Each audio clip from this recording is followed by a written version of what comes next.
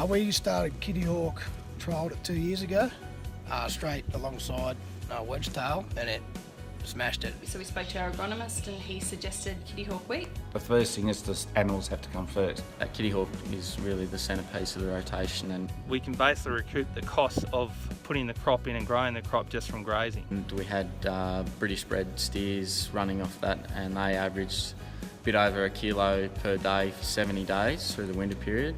The top mob performed at 1.5 kilos per head per day. And so that grazing alone for 70 days paid for the input costs of the crop. These fellas, when you wean them, their weaning weights is probably 150 kilos heavier than what they are without it. So without the Kittyhawk, it wouldn't happen. It did really well with the low rainfall. Between March and September last year, we had only 150 mil, and the Kittyhawk wheat just seemed to thrive without it. To survive what it went through and the hammering it received and still came back, it was fantastic.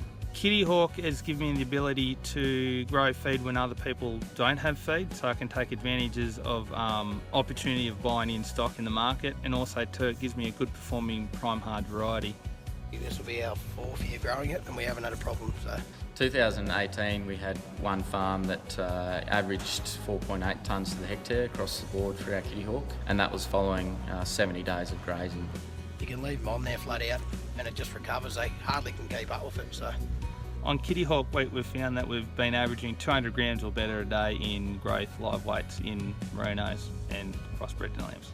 So the difference I feel is the vigour that you get out of it. It gets up and going, you got more mouths on it for longer periods of time. We found that Kittyhawk came out in front against wedgetail. Kittyhawk, you can take it straight to the big silos, right? Whereas the feed wheat, you can't. Kittyhawk on our Lyndhurst block, which was grazed for 70 days with cattle, ended up yielding 4.8 tonnes to the hectare. We like to get our crop in by the beginning of March, bounced out of the ground in front of the trit. The fact that it is a winter wheat and has got that vernalisation, we can sow it very early and not have any major concerns about frost. So for Kittyhawk this year, it all went prime hard. In 2019 we're planning on sowing about 180 hectares to Kittyhawk wheat. For the job it's done for us over the last 3 years, Kittyhawk's here to stay.